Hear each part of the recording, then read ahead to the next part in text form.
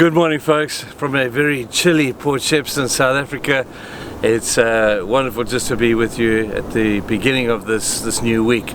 We've been contemplating the subject of wealth as is seen through the eyes of the wise, and I hope that as we bring this subject to a conclusion, that the blessing might just flow out of what we are learning right now. We have said that it's many things about wealth, and it would appear from Jesus' point of view that it's kind of like almost a one-sided conversation where Jesus is warning us about the issues of wealth. He says that wealth should be something you own and it shouldn't own you. Jesus gives us the warnings about how if we have it, we tend to think maybe we're better than somebody else. And so we need to bear all those things in mind. But then he also says that we should store up treasure in heaven. Jesus is not against treasure. He just says make sure you store it up in the right place, because the stuff that you store up here is not going to last. You cannot take it with you. Love the story of Alexander the Great. Apparently at his funeral he left a request that when he died, that he be buried with his hands outside of the coffin, indicating that you bring nothing into this world and you take nothing out of it.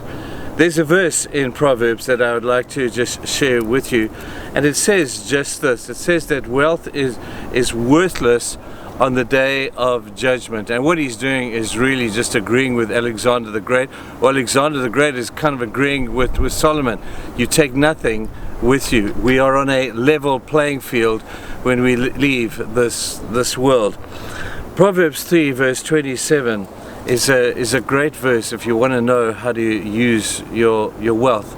It says this: do not withhold from those who deserve it. It would almost seem that there are some, don't waste your wealth on, that there are some people that do not deserve to be shared with. Now this is a tough truth for us in our soft kind of philosophical world, but I wonder if he's not talking about those who are just too lazy to work, those who can work but just won't work, those people who feel entitled that the haves should share with the have-nots just simply because they have.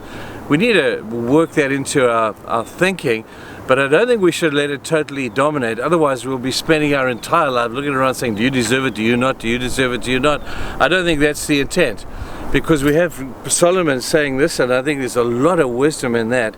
But then we have the beautiful thought that Jesus, God himself, gave to us when we didn't deserve it. God himself came and Jesus died on the cross. We didn't deserve that. We got grace, which is something we do not deserve. We didn't earn it. We were totally away from God, and God gave to us that which we did not deserve.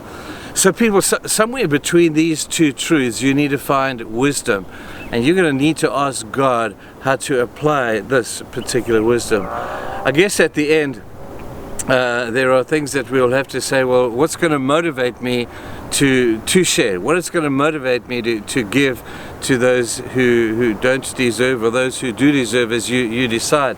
And I guess there's two things. The first is the cause, and the second would be the applause. Everybody needs to buy into a cause worth giving for. If you're sitting there and your business has not got a cause, you need to find one. If your family has not got a cause for which to live, your family needs to find one. If you personally have not got a cause worth sacrificing, you need to find a cause. And when you find a cause that breaks your heart, a cause that makes you move, a cause that moves you to move, then you will never understand the beauty of what it means to give. So find yourself a cause. The second aspect is the applause. At the end of the book of Matthew, Jesus tells a story about the servants. Oh, actually these were stewards. They weren't servants or slaves, they were stewards.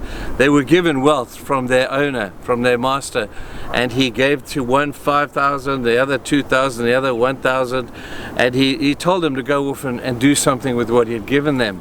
The one who had 5 did really well. He doubled his money. The one who had 2 did the same. And when they came before their master, the master said, you have done really well, and I'm going to applaud you, and you have used what I have given you really well, and you received the applause. The one, however, did not use his wealth well. He thought, well, what is this? This is not really that much. And he took on a bit of an entitled attitude himself. And he looked at the others and said, he's got 5,000, the other guy's got 2,000, I've only got one, what am I going to do? And he made excuses before the one who had given him what he had. People, it doesn't matter how much you have. There will come a day when we will all stand before God, and God is going to say the same thing. What did you do with what I gave you?